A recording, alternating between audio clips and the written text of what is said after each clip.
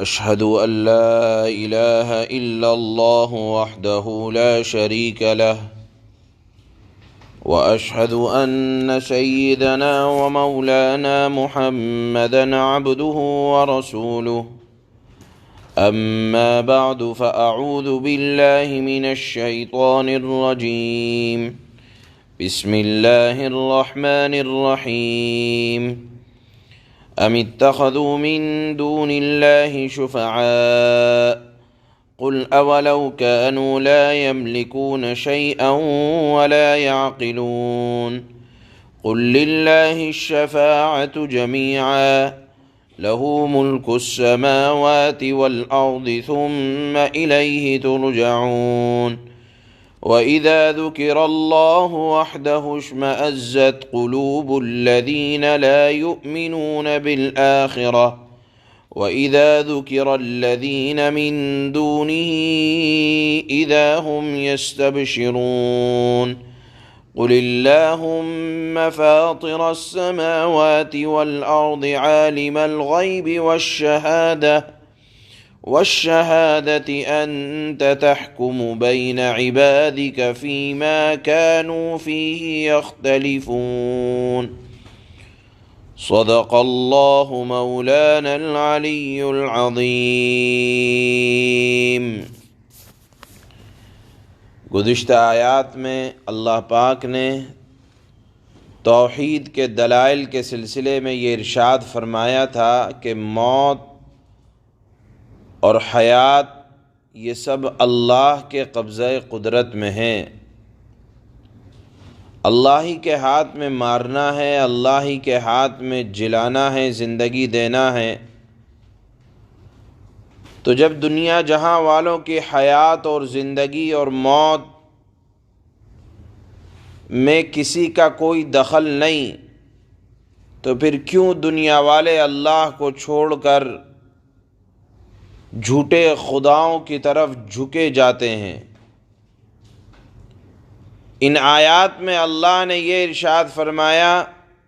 کہ وجہ یہ ہے کہ وہ ان جھوٹے خداؤں کو اپنا سفارشی سمجھتے ہیں، اور ان کا دعویٰ یہ ہے کہ یہ جھوٹے خدا ہماری اللہ کے دربار میں سفارش کریں گے، ہمارے سارے کام انہی کے ذریعے سے چلتے ہیں۔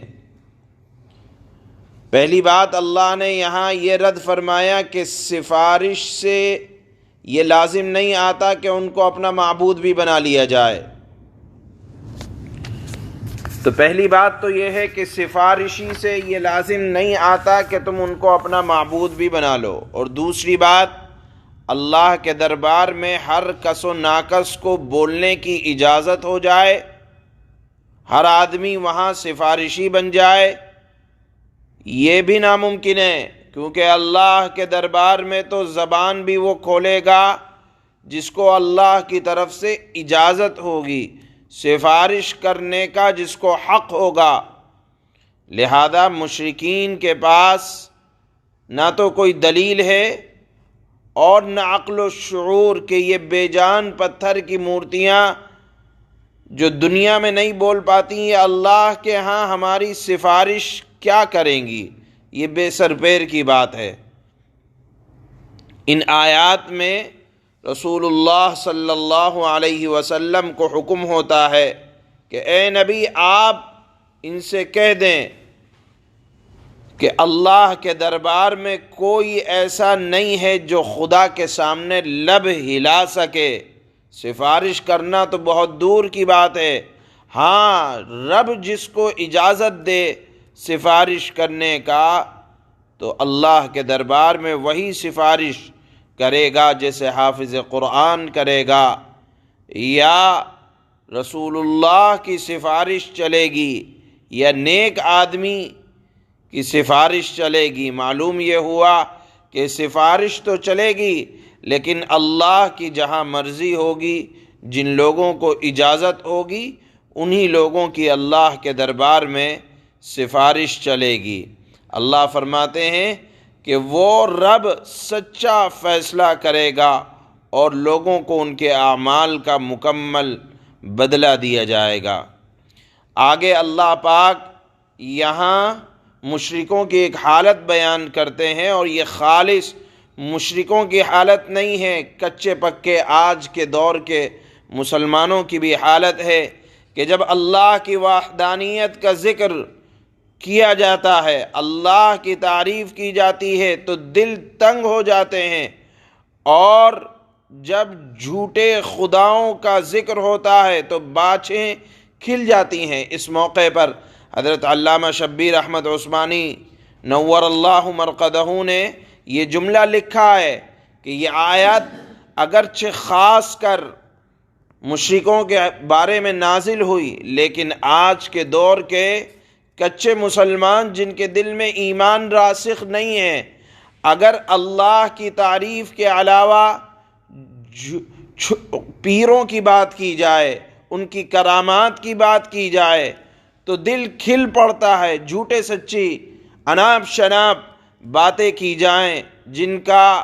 شریعت میں لینا دینا نہیں ہے تو چہرہ کھل جاتا ہے، لیکن جب بڑائی اللہ کی جائے، بات خالص توحید کی جائے تو بات یہ کہا جاتا ہے کہ یہ اولیاء کی عظمت کے منکر ہیں۔ نہیں، بات یہ ہے کہ تمام بڑائیاں، ہر طرح کی بڑائی اگر ثابت ہے تو وہ اللہ کے لیے ہے، رسول اللہ کے لیے ہے۔ ہاں، یہ بات ٹھیک ہے کہ اللہ اپنے نیک بندوں کے حالات پر خلاف اسباب کسی چیز کا ظاہر کرنا یہ بزرگان دین کے لیے ہوا کرتا ہے، لیکن اس کو بڑھا چڑھا کر اتنا کر دیا جائے کہ ان کا مقام العیاذ باللہ خدا کے برابر کر دیا جائے، یہ بھی اسی درجے میں ہے۔ کیونکہ جو چیز اللہ،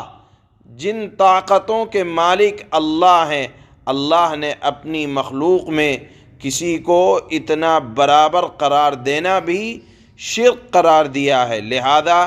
یہاں یہ بات سمجھ لینی چاہیے کہ اللہ کی اگر تعریف کی جائے، توحید کو بیان کیا جائے تو روح کو سکون ملے، اگر نہیں ملتا اور جھوٹے سچے واقعات سے آدمی کی طبیعت خوش ہوتی ہے تو سمجھ لینا چاہیے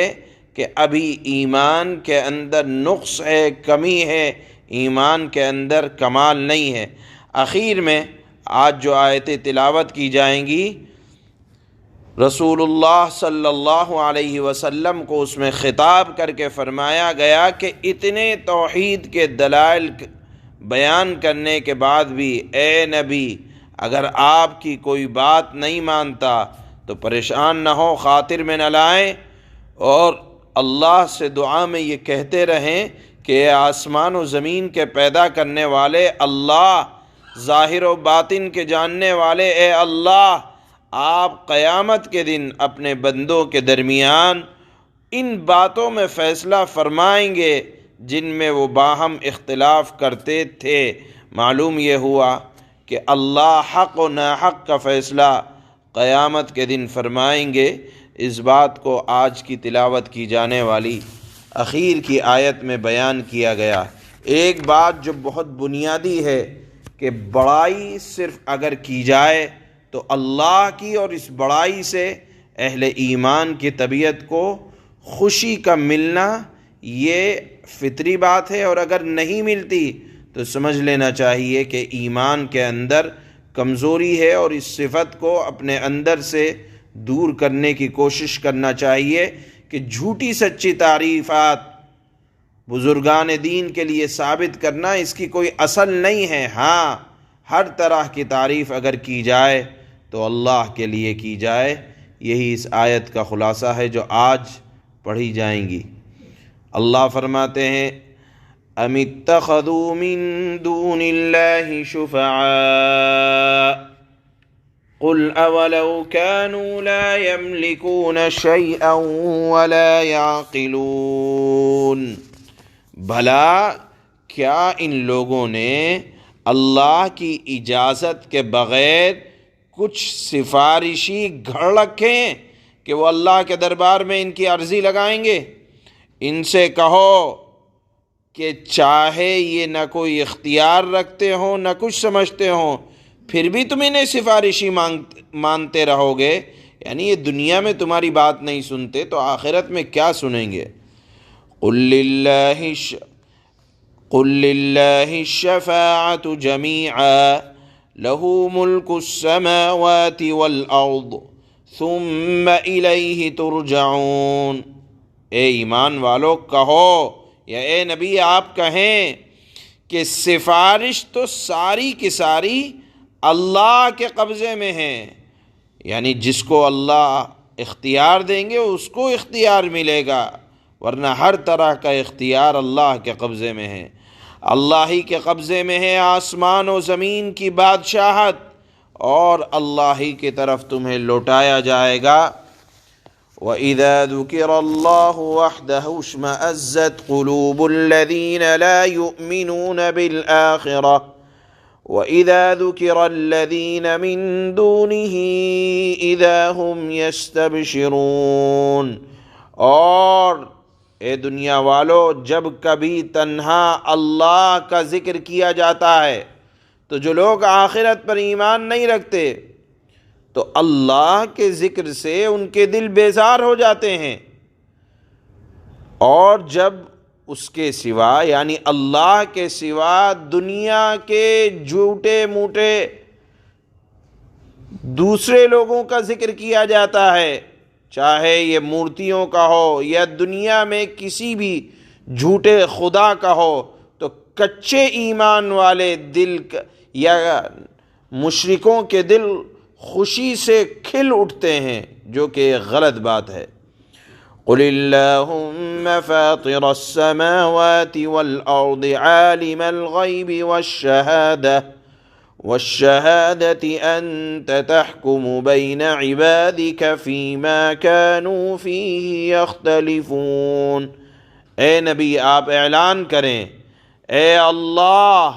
اے آسمان اور زمین کو پیدا کرنے والے، اے غائب و حاضر کے جاننے والے، تو ہی اپنے بندوں کے درمیان ان باتوں کا فیصلہ کرے گا جن باتوں میں